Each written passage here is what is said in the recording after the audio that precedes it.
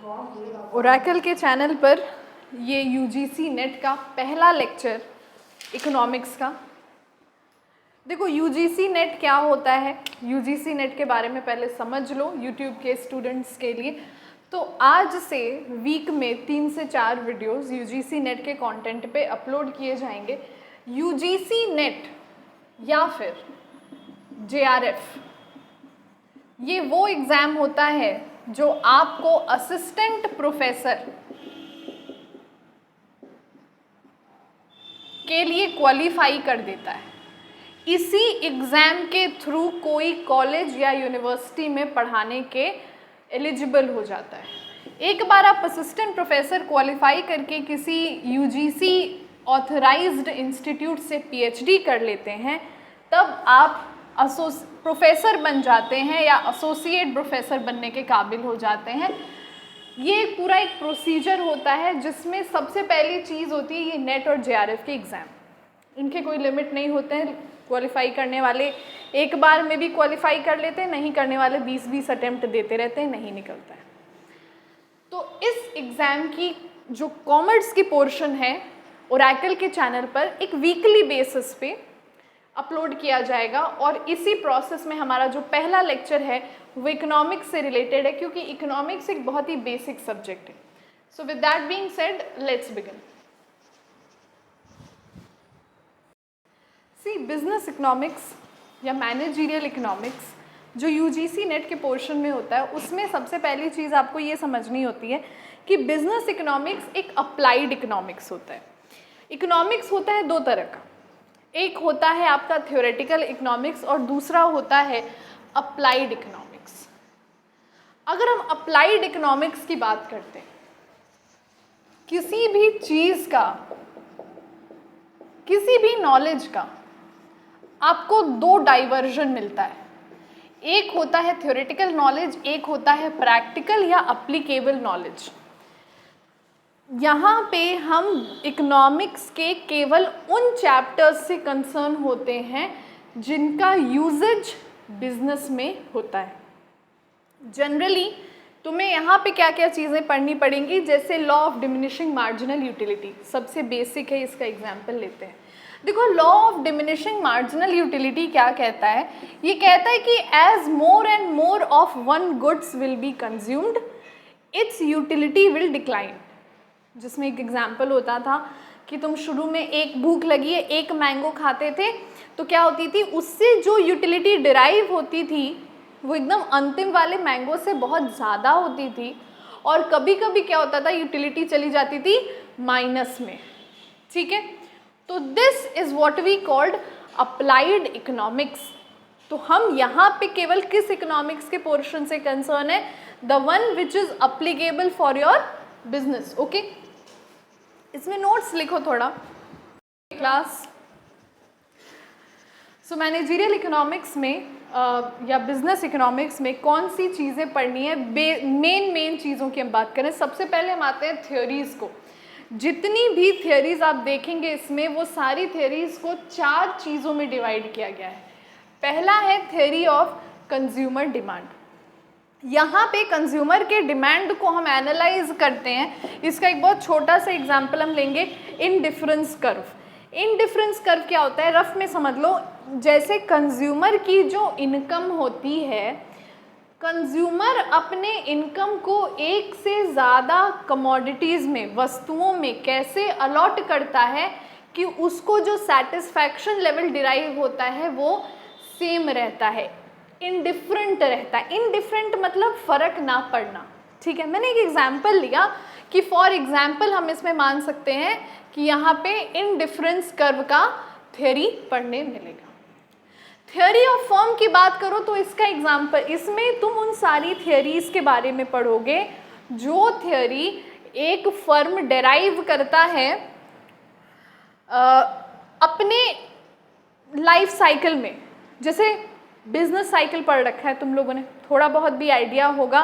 Business का introduction होता है, ग्रोथ होती है, बिजनेस मैच्योरेशन या उसको कहते हैं सैचुरेशन पे पहुंचता है, फिर डिक्लाइन होता है, फिर दोबारा से रिकवरी होती है। ये भी तो एक थियोरी है। तो इसका एक एग्जांपल ये कि like like that is a theory where you have to study about the business cycle. तो अलग अलग थ्योरीज को हमने 4 पोर्शन में डिवाइड किया है। ये अकेला एक फर्म का बात कर रहा था, ये किसका बात कर रहा है? पूरा इंडस्ट्री का। भाई देखो, महिंद्रा एक फर्म है जो गाड़ियां बनाती है, पर ऑटोमोबाइल इंडस्ट्री तो पूरा वो पूरा एक जितने फर्म्स हैं गाड़ी बनाने के उन सब का कलेक्शन है।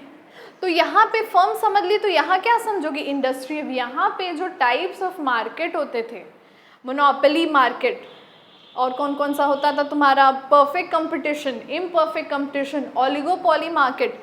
उन सारे मार्केट में कौन सी थियरी ऑपरेट करती है और उन मार्केट में कंज्यूमर का डिमांड और प्रोड्यूसर की प्रोडक्शन कैपेसिटी किस तरह से रिएक्ट करते हैं अगर हम थोड़ा भी फैक्टर ऑफ प्रोडक्शन में, चाहे वेरिएबल फैक्टर या फिक्स फैक्टर, किसी भी फैक्टर ऑफ प्रोडक्शन में बदलाव लाते हैं तो वो कैसे रिएक्ट करते हैं, ये चीज़ें आप इसमें पढ़ोगे। और जो सबसे अंतिम में बचता है मार्जिनल एनालिसिस। देखो, मार्जिनल एनालिसिस कोई रॉकेट साइंस नहीं है ना, ऐसा है कि इसमें कुछ नया पढ़ना है। कुछ चीज़ें मार्जिनल एनालिसिस की अगर हम बात करते हैं तो इसमें 70+ इसका पोर्शन ऑटोमेटिकली इन 3 के थ्रू कवर हो जाएगा। केवल कुछ चीज़ें जहाँ पे मार्जिनल एनालिसिस या मार्जिनल कॉस्ट का बिहेवियर टोटल कॉस्ट से कैसे इम्पैक्ट होता है और मार्जिनल रेवेन्यू का बिहेवियर टोटल रेवेन्यू से कैसे इम्पैक्ट होता है और वो एवरेज रेवेन्यू पे क्या प्रभाव डालता है, ये चीज़ें आप यहाँ पढ़ोगे। ये बस इतना नहीं हुआ, अभी मैंने केवल ये बताया कि तुम्हें थ्योरीज कौन कौन सी पढ़नी है। अब तुम समझोगे कि यहाँ पे हमें एक और चीज़ पढ़नी। भाई थ्योरी तो कवर हो जाएगा समय के साथ, एक और चीज़ जो इस इकोनॉमिक्स में आपको जानना है वो है डिसीजन मेकिंग सेक्शन या decision making problem. Decision making section या डिसीजन मेकिंग प्रॉब्लम उन इकोनॉमिकल बिहेवियर के बारे में बात करेगा जो मैनेजर्स के लिए इंपॉर्टेंट है। पहला क्या लिखा है तुम लोगों ने? ये पहला है। देखो क्लास बीकॉम 3rd ईयर में जो अपना लास्ट एनुअल वाला बैच निकला है और अभी जो अपना बीकॉम 4th सेमेस्टर का बैच है, इन बच्चों को अभी अभी मार्केटिंग पढ़ाया जा रहा है। ये कहीं ना कहीं उससे रिलेट करता है। अगर आपको मार्केटिंग के 4P याद हैं, मार्केटिंग मिक्स याद है, तो ये हो जाएगा कवर। यहाँ पे तुम्हें ये सीखना है कि किसी भी प्रोडक्ट का प्राइस कैसे निर्धारित किया जाता है, पहली बात। दूसरी बात, सेकेंड पॉइंट बोलो। देखो यहाँ पे अभी थोड़ा थोड़ा अकाउंट भी उठा रहा है।